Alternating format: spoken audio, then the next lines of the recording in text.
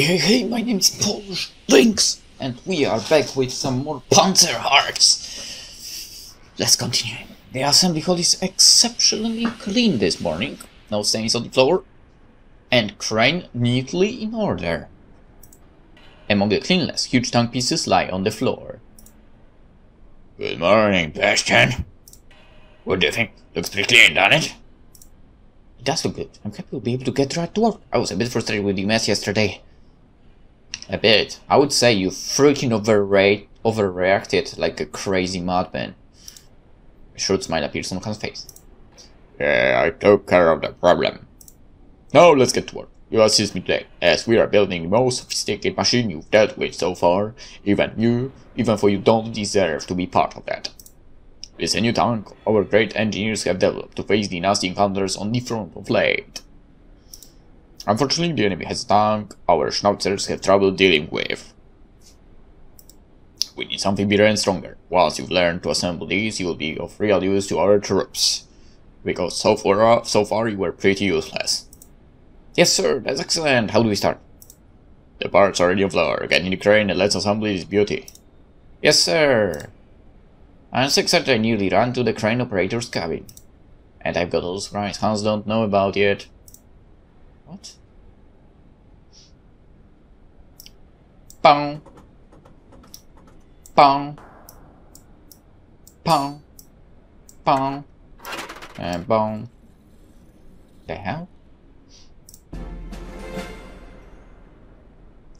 Well done, Bastian. How marvelous this beautiful machine. She's a real beast. You can almost feel the power she gets. I honestly don't understand fascination about tanks, but some people don't understand my own fascinations, so not one to judge. Hans runs his fingers across the surface of the tank. We call that the terrier. Okay, I wouldn't say that's a good name for a tank. A terrier? You would think of the dog, and terriers, I wouldn't say they bring any kind of, fear into people. What a beauty she is. She sure is, sir. Yeah, totally. As terriers are energetic, determined, and independent, so is she. Yeah, cool. I still don't think it's a good name. She can travel nearly 200 kilometers on a single tank of gas and reach speeds of over 45 kilometers an hour. And is it impressive? I mean, if you compare to, like, cars, I would say no. If we think about tanks, I have no clue. Let's see. I will go the fastest tank in the world.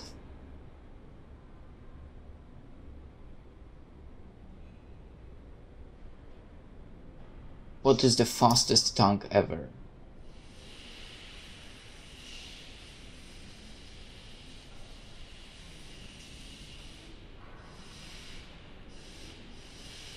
Alright, I need answers. The M1 Abrams, 72 kilometers per hour. Not any service. T14 Armata, which will be for service in 2020-2025, and it might go 80 to 90 kilometers per hour. Alright, there are so many different type of tanks that it's ridiculous, man.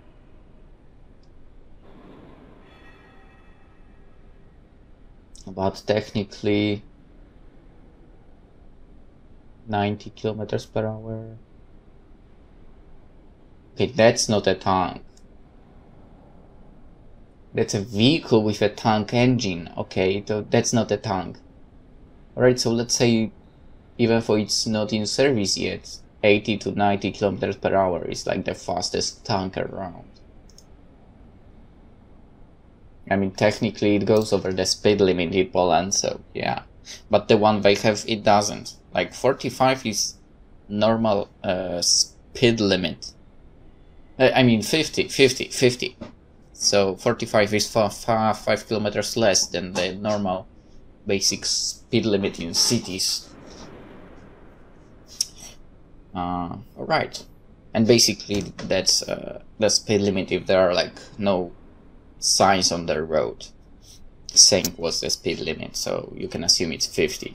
Anyway, it's quite an achievement for a machine weighing 54 tons.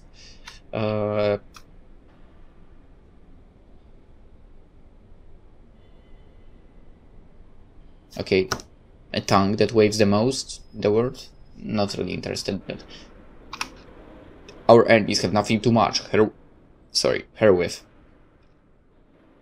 That's amazing. How so proud our engineers came up with something like this. It's no surprise. Everyone knows we have the best engineers in the world. Long live our glorious scientific achievements.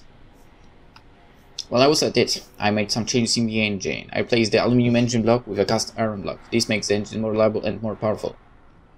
The fuck did you do? I report to Colonel Command that you assisted me in building this machine. Dismissed. Yes, sir. He's retarded, man.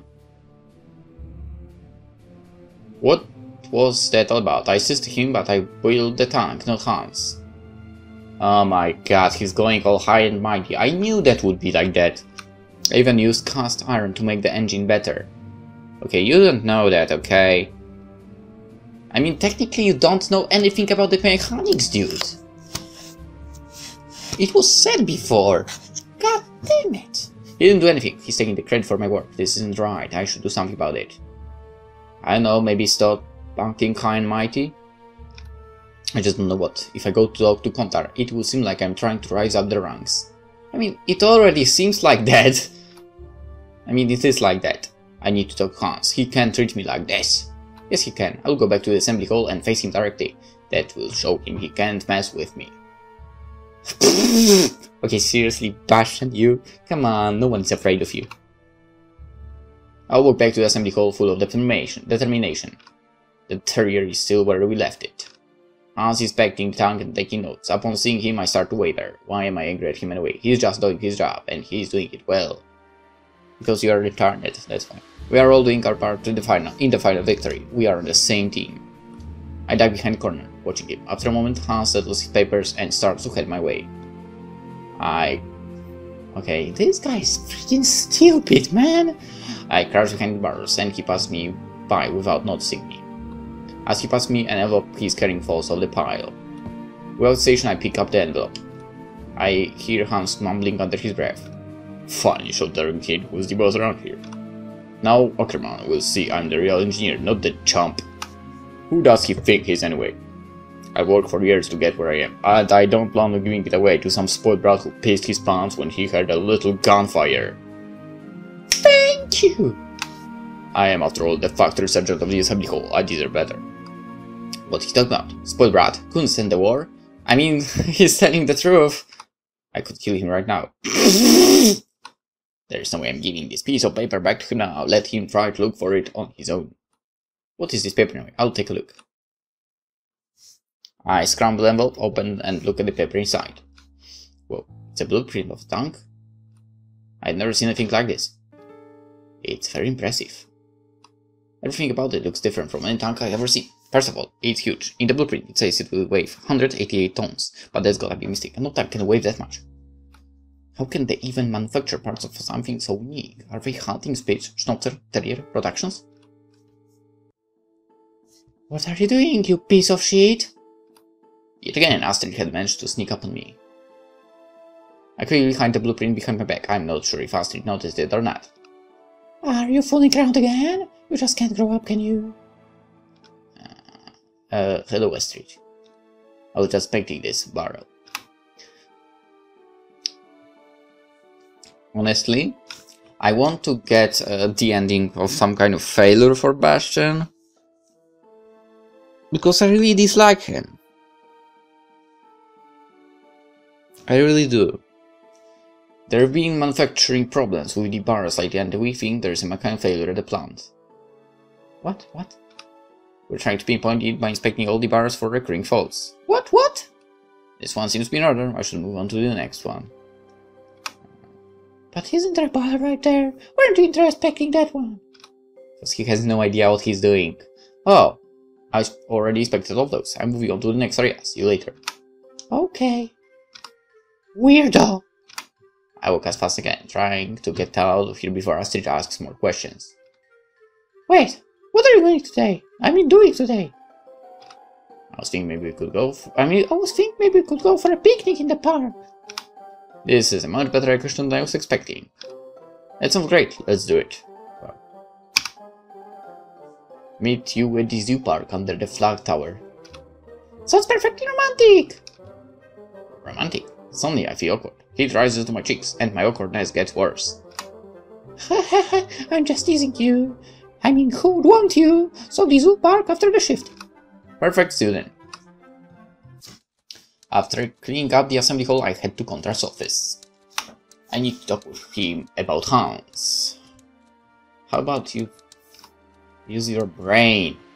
Frau Beller sits behind the desk. She seems always to be typing.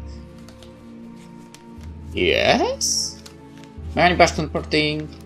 Yeah, I recognize you. Do you have a meeting with the colonel? No, madam. I just figured you would be here and I could have a few words with him. Bastian, you piece of garbage. You still don't seem to understand the etiquette and hierarchy of this factory. You can't just barge in and tell you want to meet the colonel. You need to have an appointment and a specific reason for your visit. Yeah, but well, I just need a word. Let him in. God damn it, why is he here again? What a pain in the ass. Frau Beller flushes red and she makes a face. Okay, you heard him. Go right in. As I head through the door, Frau Beller starts to mumble under her breath. Fredbeller needs to learn some manners. Why is the colonel treating him like this? I just don't get it. Okay, no one gets it, okay? Everyone knows that he doesn't deserve that. The blonde piece of garbage. Contar sits behind his desk, carefully examining official-looking documents. Mechanic reporting, sir.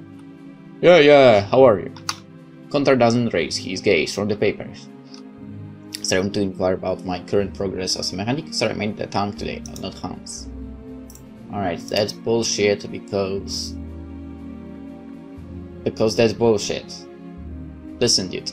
Just because you put that to pieces doesn't mean anything, okay? You didn't make the project for the tank or anything. Besides, you probably fucked up the tank. I bet he did. So yeah, first one. Do you mean you're assisting the building of the terrier today? Yeah, that's very good work. No faults during the test run, and the tank's already making its way toward the front. Good job with that. In the future, you might be able to construct terriers all by yourself. Thanks, sir. This is actually what I need to talk about.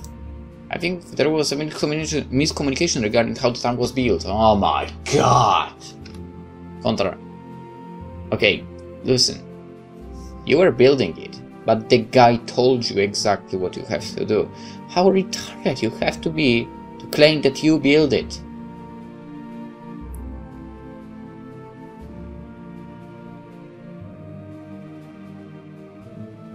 I hope Hans kicks his ass at some point, really. Contra finally lifts his eyes from the papers.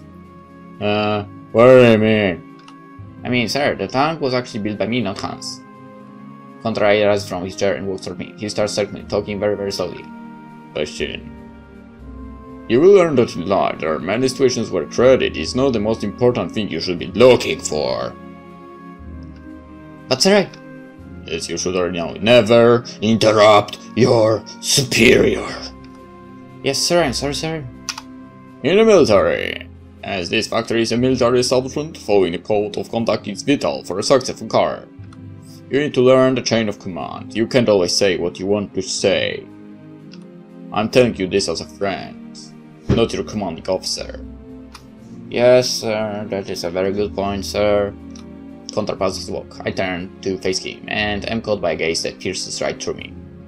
I don't know how the tank was built today, and such small details do not interest me. You have to learn to get along with your fellow workers. Hans is a precision assembler, and clearly your superior. As far as the code of conduct goes, you should not step on his toes, which is exactly what you are doing by talking to me. Yes, sir. I understand, sir. I just thought maybe I could have any opportunity to prove my skills. Which you don't have! You have plenty of opportunities. Yes, sir. Dismissed. I leave, feeling a bit this will be better. I did the wrong thing, I think, but now I know if I just keep doing the right things, I can prove my worthiness to Kontar.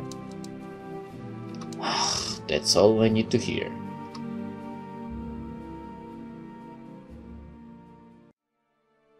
This is troubling. Troubling indeed.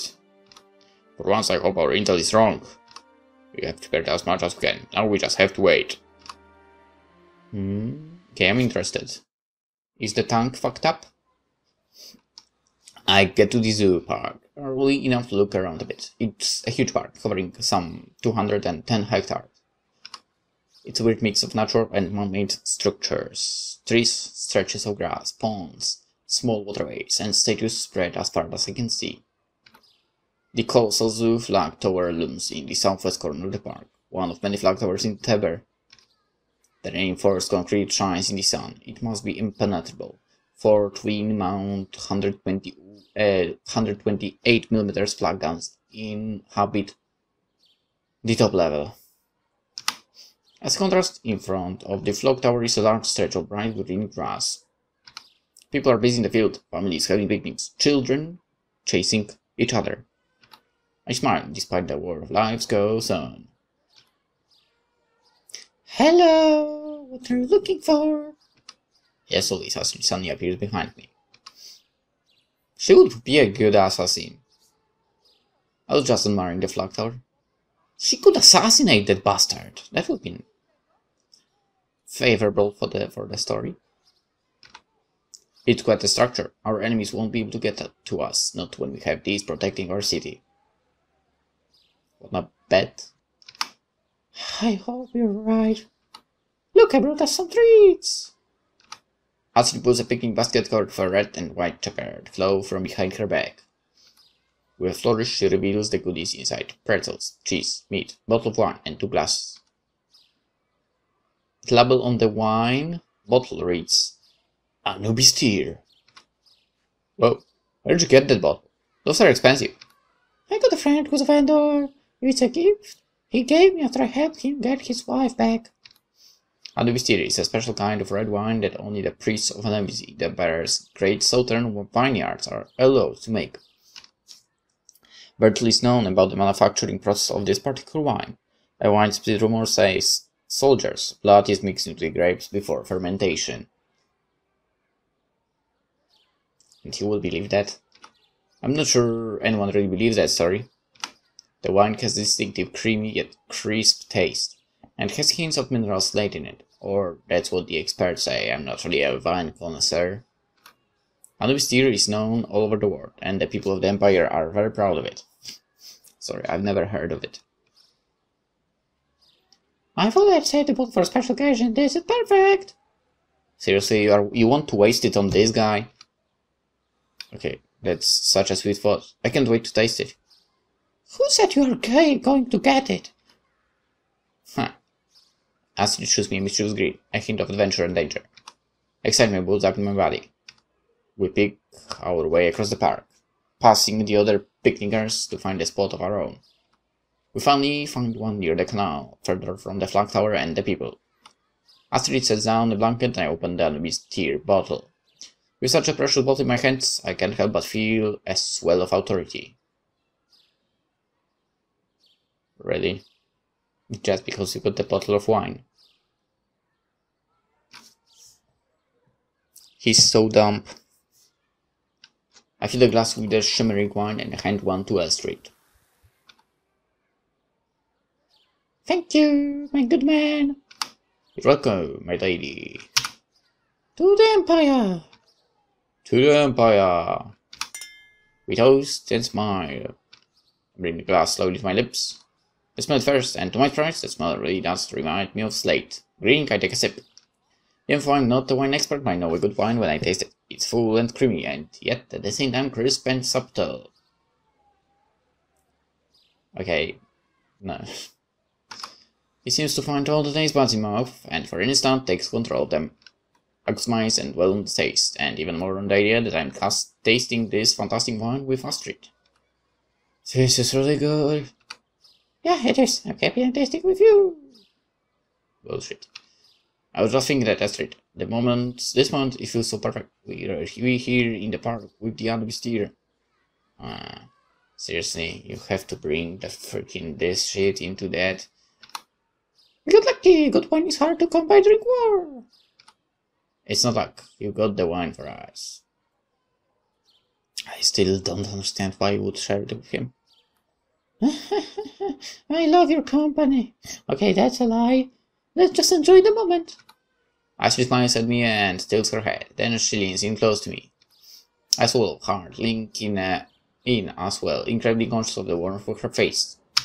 She doesn't pull away. We're just an inch from each other when Evan's siren starts to wail. Nice. We both jump apart, startled our minds. The park is calm despite the siren. The people under blankets are frozen in the moment. So that's what the reports were about. Right? That's what Contar was afraid of. Seems like Empire is not so powerful. Children have stopped playing all of a sudden. As if synchronized, everyone looks up. Someone screams, "Alright!" In the blink of an eye, people start gathering their things in a panic. To the flag tower! There's shelter there! People stampede toward the flag tower.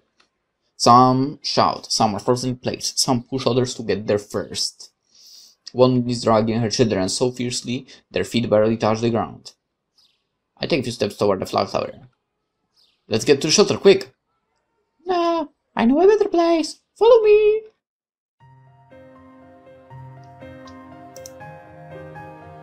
Oh. Okay, I need... Alright, I so wish it wasn't him there.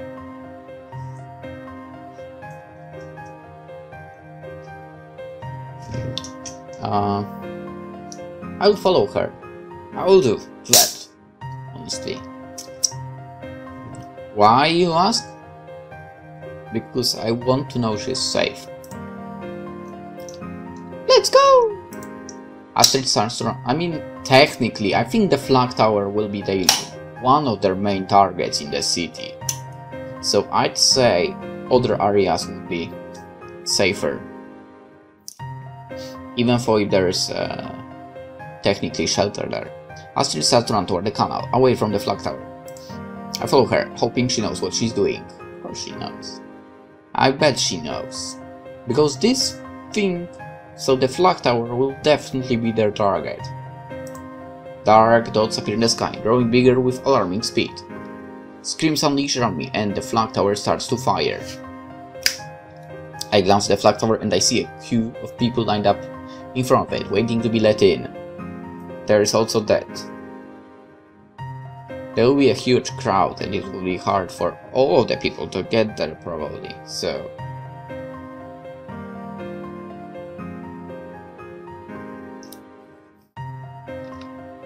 Bastian, Harry, we're almost there! Running as fast as I can. Move your ass, you slowpoke! Then there are the screaming sounds of the bombs falling. This wasn't supposed to happen. We reach the edge of the canal. There's nowhere to go. What are we doing here? I know where you're going there. And to get down as fast as you can. You want to jump in the river? Is that your great plan? Shut up and follow me! A high-pitched whistling sound, the bomb's about to hit close to us. Just jump! We jump down the ledge. There is a powerful explosion behind us. Unfortunately, Bastian was not hit by it. We crouch in a small tunnel. It's not lit, but a small patch of light filters in through the cracks in the walls. Explosions shake the ground. Another one, this time much closer, causes the earth around us to shift. The tunnel falls in darkness. Instinctively, I hug Astrid. After a while, the explosions stop. An eerie silence fills the air. Well, that's never happened before. How is this possible? I don't know. I'm so scared. Should I try to comfort her? I mean, technically you are shitting your pants for sure as well.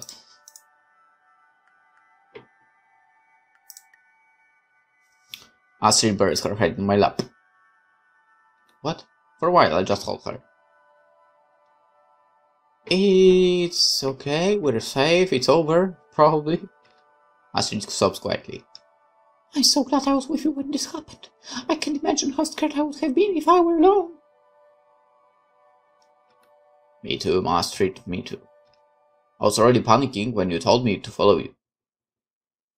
Of course you did. I mean, you wouldn't be able to know what to do.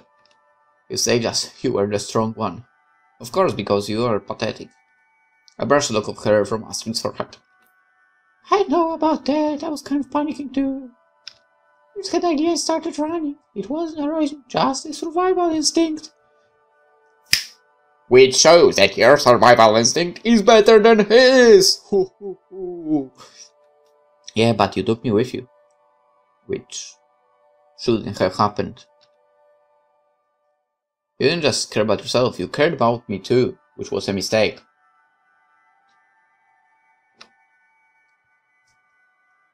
I pop Astrid playfully in the nose.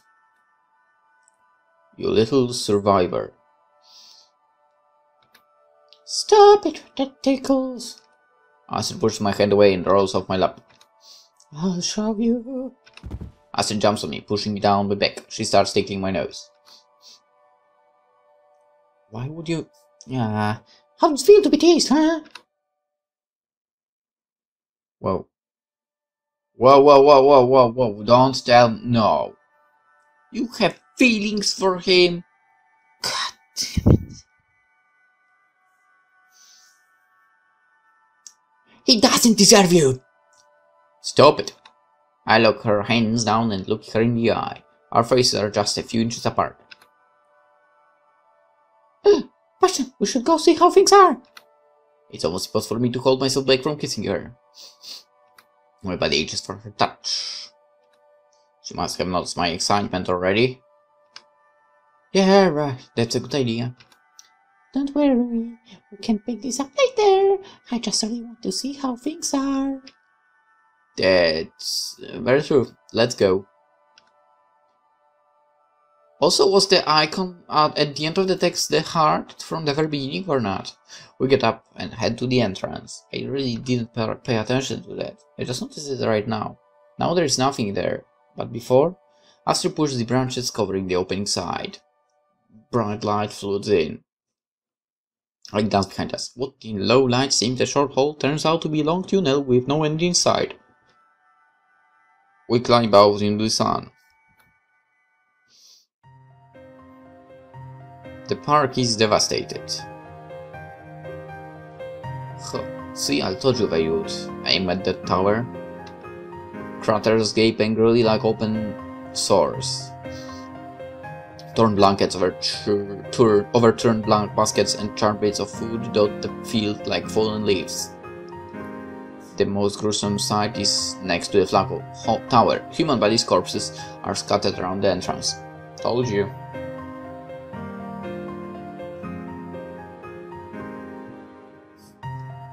Told you. First, that freaking tower would be their target. Second, people running there would create a crowd, and not everyone would be able to enter. Third, connect the two freaking facts, and you get a lot of deaths. Thank you, goodbye. Anyway, they are the ones who didn't get in time. People are running, shouting, waving through the haze of smoke and debris. Only the flag tower stands intact. Seriously, only smooth scars visible on the top. It's been designed to withstand these kinds of attacks. The rest of the city and the people are not. Or you know, the opponents have a really crappy aim, and they didn't hit it enough times. By the life of Hathor! I have no words. I don't think there are words for words like this. Let's see if we can help. We start running toward the flank tower. My body is heavy. It's not doing what I tell it to, and I stumble and fall to the ground. Well, this guy is really bad in situations that basically need you to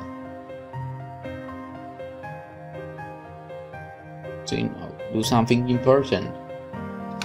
As I try to get up, my hand presses on something soft. It's a small toy bear. One arm missing. It's burned black. Just like the one I saw at the factory. The one that has blood on it, I take it with me.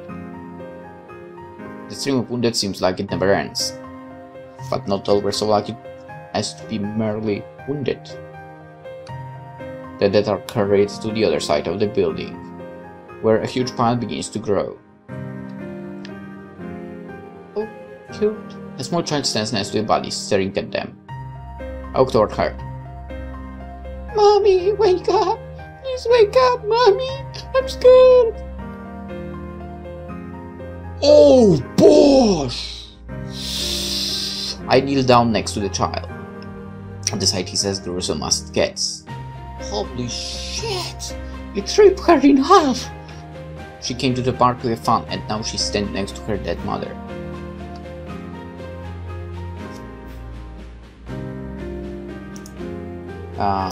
Okay, the toy bear was in blood, right? So let's not do this. Alright, let's do this. Take the child in your arms. I lift the child up and hold her tight. This kind of thing shouldn't happen ever to anyone. Alright, guess we are adopting. But I want my mom! Mom, wake up! I have no idea what I'm supposed to say. How can anyone say anything in a situation like this? She will wait for you in afterlife. The girl looks at me with tearful eyes. Mommy!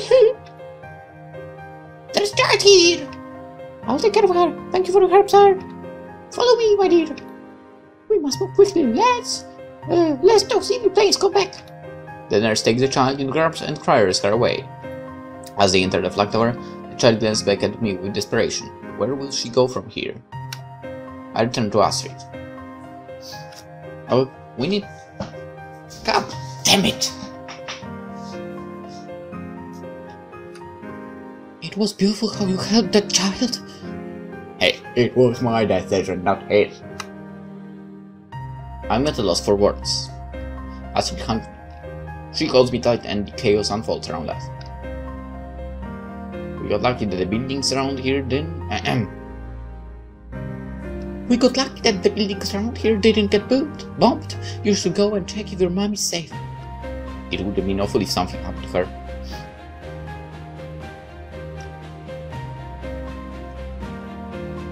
Sure, you sound weird. What's wrong? It's just that mom is doing so well. I don't really know how to talk to her. Do you think it's impossible? There must be a fair way for you to reach her. I mean, of course there would be, but she acted like a garbage towards her anyway, so... Astrid, you understand? She just sits there and dreams of the afterlife. Yeah. Not like you actually try doing anything. She never goes anywhere and never talks to me, other than to complain. Oh, Bastian, she's still your mother. She cares for you very much, I'm sure of that. She hugs me. Bastian, don't worry, it will be fine. After everything that happened today, I can't help it. I can't hold back my tears. Astrid, I was thinking... I don't want to sound polite and rude, but I don't want to be alone. I don't want to hope. It doesn't feel like hope. Do you want to come to my place? Nurse nearly clogged my throat. What? Could I really stay with you tonight? Well, it's a bit messy, but if that's fine with you, then of course. Thank you, Astrid. Well. These guys... just ridiculous. Okay, so basically your home might have been bombed. Your mother could be either dead Or, you know, nothing happened. Or, you know, injured in some way. And no one would be there to help her. And you just want to go somewhere else. Really? We passed by Mother's house and continued to Astrid's place. Dude, this guy is garbage!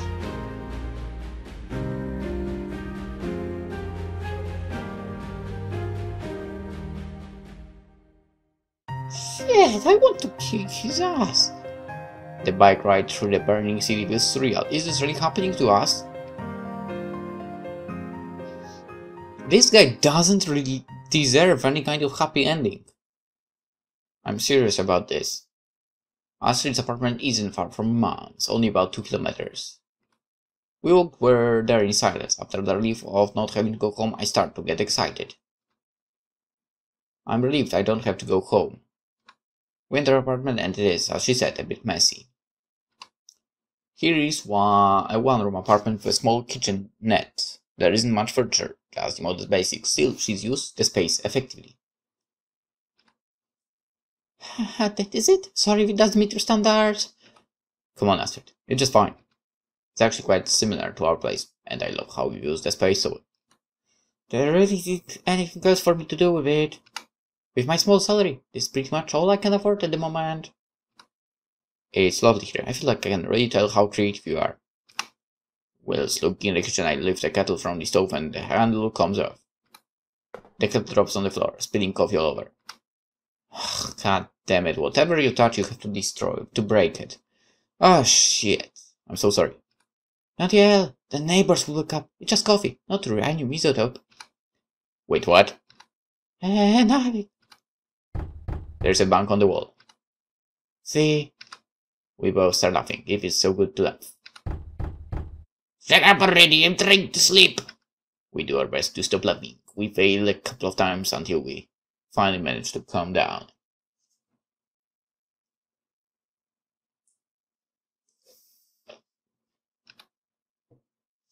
After cleaning the floor and doing our evening duties as silently as possible, we head to bed. We are very close to each other. The bed's too small for them to get us as gentlemanly as I try to be. I mean, so how about you sleep on the floor? I mean, it feels a bit awkward. You don't say. Well, good night then. Holy shit. What kind of underwear is that? Good night, Bastian. Astrid shuts off the light. I thought the darkness would make it easier, since I wouldn't be able to see her. Instead, I feel the warmth of her body emanating toward me. It's really hard to sleep this close to Astrid. Oh yeah, he's a virgin. Astrid, are you asleep? No, I'm still awake. What is it? I was wondering. I'm sorry, this might sound crazy and I don't want to offend you. What is it, Bastian? Alright, it doesn't deserve a good ending, goddammit. Can I hold you? Yes, you can, Bastian. She moves close to me and I take her in my arms. My heartbeat shoots through the roof. Other things shoot up too. Astrid, did you fall asleep?